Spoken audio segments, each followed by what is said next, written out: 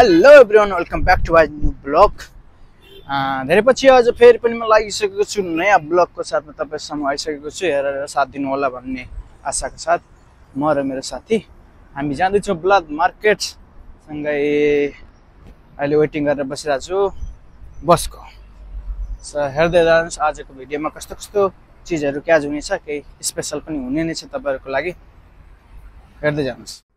साथीहरु, वस्तुमा भन्नुपर्दा आजको हाम्रो बसमा जाने प्लान क्यान्सल भइसकेको छ। त्यसैगरी हामी ट्याक्सीमा जाँदैछौँ। ट्याक्सीमा गइसकेपछि हामी पुग्छौँ जेद्दाको एउटा राम्रो फ्यान्टास्टिक मलमा। यो मलको नाम एक्चुअली मलाई थाहा छैन, तर जेद्दाको टावर जस्तो छ, जहाँ एकदम फ्यान्टास्टिक लुक। रमजानको कारणले गर्दा एकदमै रमाइलो भइरहेको थियो, त्यसैले पुरै सजावट भइरहेको थियो र मैले एउटा सिनेमेटिक शट लिएँ। त्यसपछि मैले एउटा राम्रो सिनेमेटिक शट लिइसकेपछि हामी धेरै पछि आउँदाखेरि नौलो अनुभव भइरहेको छ। सुन्नु चाहिँ यो ठाउँमा धेरै पछि आएँ, म 2-3 महिना पछि आइरहेको छु हैन। त्यसैले एउटा छोटो मिठो ब्लगमा तपाईहरुसँग देखाउन गइरहेको छु। हेरेर साथ दिनु होला। च्यानलमा नयाँ हुन्छ भने सब्स्क्राइब गरेर चाहिँ नबिर्सनु होला। तपाईहरुलाई एकदमै स्वागत छ मेरो ब्लगमा। कृष्ण केकेलाई सब्स्क्राइब गर्न चाहिँ नबिर्सनु होला। साथीहरु, अब हामी पुगिसकेका छौँ 5 फ्लोरमा हैन, जहाँ हामी गएर क्याट सबको पछाडि साइडमा बसेर केही फोटोसुटका साथ केही भनाइहरू राख्दै, मेरो लिपसिङसँग म्याचिङ नभए तापनि मैले भन्न खोजेका कुराहरू त्यही नै हुन्। किनभने चाहिँ साउन्ड लाउड भएको हुनाले मैले त्यहाँ अलि अडियो क्लियरली लिन सकिनँ, त्यसको लागि क्षमा चाहन्छु। र म र मेरो साथी यहाँ बसिरहेका छौँ र आउटलुक पनि यसो दिइरहेका छौँ के कस्तो छ भनेर। तपाईहरु हेर्न सक्नुहुन्छ म हल्का बिजी भए तापनि तर मैले क्यामेरामा रोमान्टिक टाइपले कुरा गरिरहेको छु। तपाईहरु बुझ्नुहुन्छ भन्ने मलाई आशाका साथ अब हामी फेरि त्यसै गरी हामी अर्को टपिकतिर जान्छौँ। किनभने चाहिँ हामी जहाँ बसिरहेका थियौँ त्यो साइडमा लेफ्ट साइडमा अलिकति लेडिजहरू पनि आइरहेको हुनाले मैले क्यामेरालाई मुभ गर्नु पर्यो र म यसो वकिङ लुक दिँदैछु, जहाँ म ब्याकग्राउन्डमा यसो के भन्छ यसलाई सपिङ सेन्टरको लुक दिएर हैन एउटा वक गरिरहेको छु, कस्तो देख्छ भनेर मैले ट्राई हानेको।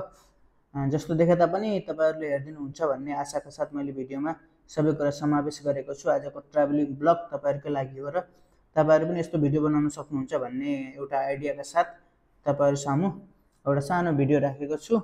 हेरेर साथ दिनुहुन्छ। नयाँ च्यानलमा नयाँ हुन्छ भने प्लिज सब्स्क्राइब गर्नुहुन्छ भन्ने आशाका साथ तपाईहरु सामु सधैँ जस्तो ब्लग लिएर आउने त आशा गर्छु म जहिले पनि।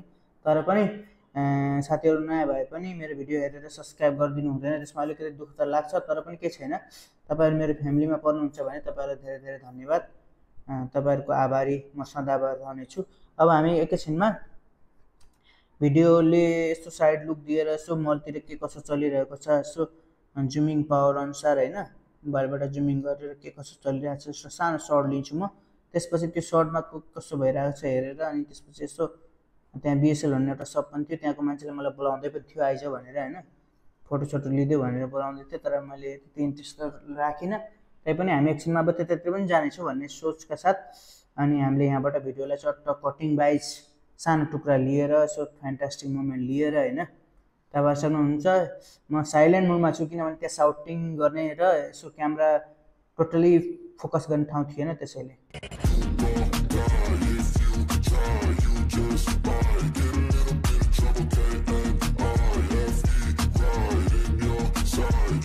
साथीहरु, अहिले म पुगिसकेको छु क्याटरपिलर स्टोरमा, जहाँ क्याटको धेरै राम्रो राम्रो कलेक्सनहरू भेटिन्छ, जहाँ हामी क्याटका केही आइटमहरू किन्नका लागि गइरहेका थियौँ। किन्ने नकिन्ने अब हेरिसकेपछि थाहा हुन्छ हैन, अहिले भन्न मिल्दैन। त्यसैगरी हामीले यहाँ घुमिसक्यौँ र यो भित्र पनि घुस्यौँ र त्यहाँका कलेक्सनहरू केही हेऱ्यौँ हैन, मन पर्ने नपर्ने लिने या फ्युचर योजना के कसो छ त्यो सबै हामीले छुटाइसकेपछि योभन्दा पहिला मैले यो कलेक्सन रेड कलर कलेक्सन लिएको थिएँ, जसमा पोलिस गर्न धेरै गाह्रो भइरहेको थियो। मलाई एउटा यस्तो फिल भइरहेको थियो मैले यो चाहिँ लिनु पर्थ्यो भन्ने फिल भइरहेको थियो, तर पनि अब मैले अर्को चुज गरिसकेको थिएँ पहिला लिइसकेको हुनाले मलाई गिल्टी फिल भइरहेको थियो। मैले क्याटमा कुनै मिस्टेक चोइस रहेछ मेरो भन्ने कुरा। त्यसपछि हामी सोरुममा रमाइलोसँग घुमिसकेपछि सबै कलेक्सनतिर यसो आँखा साइड क्यामेरा पनि घुमाउन थाल्यौँ हैन। त्यसपछि मैले क्यामेरा घुमाइसकेपछि तपाईहरुलाई देख्न सक्नुहुन्छ दामी दामी ट्र्याकिङ सुजहरू हैन, एकदमै दामी दामी टाइपको थियो, जहाँ हेर्दा त वाउ फिल भइरहेको थियो, तर प्राइजहरू पनि हाई क्वालिटीकै थियो। त्यसैले हामीले त्यति लिने कोसिसमा भन्दा पनि जस्ट वाच एन्ड लुक भनेर फ्युचर योजना गर्न सकिन्छ नि त। कहिलेकाहीँ हामी ट्रेकिङको लागि प्लानिङ छ भने चाहिँ ड्युटीको लागि कुन चाहिँ टाइपको सुज लिने भनेको यो ट्रेकिङ सुज हो होइन, जहाँ एकदम दामी लागिरहेको थियो। तर अहिले भ्याकेसन जाने टाइम भएको नहुनाले हामीले पछि किन्ने योजना गरेँ मैले, तर राम्रो थियो। केही पलको क्याटरपिलर सबको भिजिट पछि हामी त्यहाँबाट निस्किन्छौँ र अनि नयाँ नयाँ सपिङ सेन्टरमा के कसो प्रमोसन छ होइन, कस्तो कस्तो लागिरहेको छ मार्केटमा भन्ने कुराहरू सो कलेक्सन हेर्दै हेर्दै हामी राउन्डिङमा जान्छौँ र एउटा अनौठो टाइपको एउटा राउटिङवाला लाइट देख्छौँ र मलाई इन्ट्रेस्टिङ भनेर भन्छु। त्यसपछि हामी जान्छौँ तल साइड अर्को लेयरमा, जहाँ हामी अलिक तल फ्लोरमा मैले त्यहाँ केही कलेक्सन देखिरहेको थिएँ र मैले फेरि दाइलाई भने कि जाम हामी उता साइडमा भन्ने कुरा गरेँ। त्यसपछि हामी निस्क्यौँ अर्को सोरुमको अर्को फ्लोर साइडमा। त्यसपछि हामी त्यो फ्लोर साइडमा गइसकेपछि पब्लिकहरू टन्न हुनाले त्यति साह्रो क्याचिङ फोकस गर्न नसकिने अवस्था थियो र हामी अलि पब्लिकलाई क्याच छुटाउँदै रमाइलो गर्दै हाँस्दै बोल्दै हामी त्यहाँबाट निस्क्यौँ र हामी केही छिनमा अब अर्को कुनै स्टोरमा जाने र केही सपिङ गर्ने भन्ने योजना त हाम्रो पहिले नै थियो र मेरो कुनै केही सामान चाहिँ किन्छु भन्ने सोच त मेरो पनि थियो होइन। त्यसपछि हामी जान्छौँ केही छिनमा अर्को साइडमा गइसकेपछि म एउटा दोकानमा पुग्छु जहाँ प्रमोसन पनि लागिरहेको थियो र मलाई मनपर्ने जुत्ता पनि थियो। त्यसपछि हामी एउटा सोरुमभित्र जान्छौँ जहाँ जुत्ता कस्तो छ भन्ने कुरा चेक गऱ्यौँ अनि मैले एउटा गुस्सीको राम्रो जुत्ता भेटेँ होइन। अनि त्यसपछि मैले यो किन्ने निर्णय गरेर त्यहाँको प्राइज र मार्केट सप पनि एकदम नयाँ भर्खरै ओपन भएको रहेछ, त्यसैले प्रमोसन पनि रहेछ। अनि मैले यो जुत्ता किन्ने निर्णय गरेँ र त्यो प्याक गर्न लगाइसकेँ। अनि त्यसपछि हामी यसो त्यहाँको पेमेन्ट सकेर अनि त्यसपछि हामी बाहिर निस्किने योजनामा लागिसकेका थियौँ। अनि यहाँ मलाई जुत्ता मन परेको हुनाले मैले त्यो धेरै बार्गेनिङ गरिराख्नु परेन र मैले त्यहाँबाट सिधै जुत्ता प्याक गरेर निस्केँ म त्यहाँबाट। त्यसपछि तपाईँहरूलाई म अब जुत्ता कस्तो छ भन्ने कुरा पछिको भिडियोमा तपाईँहरूले देख्नु नै हुनेछ होइन। जुत्ता गुस्सीको हो तर प्राइस पनि अलि ठिकठाकै थियो र मैले लिएँ पनि, तपाईँहरूलाई देखाएर पनि कस्तो छ भन्ने कुरा देखाएको होइन। साइजहरू कहिले काहीँ चेन्जिङ हुन्छ नि त, त्यसैले मैले साइज पनि चेक गरेँ त्यहाँ कस्तो छ भनेर। कहिले काहीँ कस्तो हुन्छ भन्दा जुत्ताहरू कलेक्सन गर्ने बेलामा अर्को जुत्ता परिदिन्छ कि भित्र साइज डिफ्रेन्ट परिदिन्छ। त्यसैले हाम्रो काम हो कि हाम्रो सामान हामी आफै चेक गरौँ। त्यसपछि हामी त्यहाँबाट निस्किन्छौँ जुत्ता लिएर। मैले 1 सेट जुत्ता लिइसकेको छु यहाँ।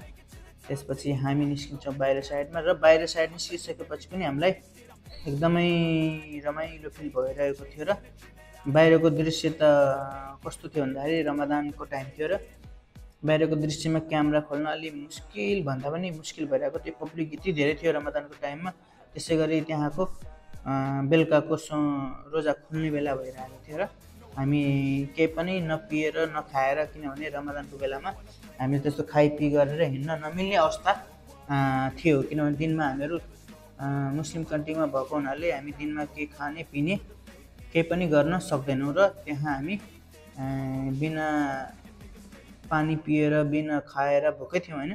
त्यसपछि मैले सोच्छु अब कहाँ जाने हामी। एकछिनमा हामी हाम्रो नेपाली होटलतिर पनि जाने योजना कुरा गर्दैछु म मेरो साथीसँग होइन।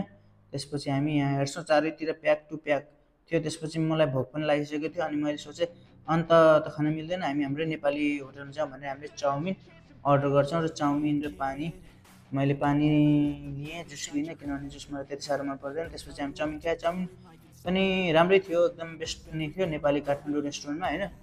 आजको चाउमिन चाहिँ ठिकठाक थियो भन्नुपर्छ, किनभने आजभन्दा पहिलाको फिडब्याक भन्दा अहिलेको आजको फिडब्याक मलाई राम्रै लागेको थियो। र अब हामी नास्ता पानी गरेर निस्किसक्यौँ यहाँबाट पनि। अनि त्यसपछि हामी आउने बेलामा चाहिँ यसो आउने ठाउँमा हामी बसमा आउने योजना गऱ्यौँ, किनभने बसमा हल्का price low end safe travelling हुने भएकोले मैले जहाँ बस पाउँछ त्यहाँ स्टेसनको भिडियो पनि बनाइरहेको छु, तपाईँहरूलाई देख्न सक्नुहुन्छ। मेरो पछाडि बसहरू छ र हामी बस्ने ठाउँ यो अलसफा जाने बसमा होइन, नम्बर 8A मा हामी बस्यौँ र त्यहाँबाट हामी निस्क्यौँ सिधै। त्यसपछि हामी निस्किसकेपछि बसबाट पनि फेरि चढेर निस्किसकेका थियौँ अनि हामी आयौँ हाम्रो मार्केटमा, जहाँ हामी चिया खायौँ। त्यसपछि सर्लक्क त्यो पार्कमा म बस्ने जाने घुम्ने पार्कहरू त्यहाँ नजिकै थियो। मैले त्यहाँको एउटा सानो सिन पनि खिचेँ होइन, जहाँ पुरै बच्चाहरू गेम खेलिरहेको थियो रमजानको टाइममा। राति एकदम फ्यान्टास्टिक रमाइलोपन भइरहेको हुन्छ त्यहाँ, र मैले त्यो देखेँ।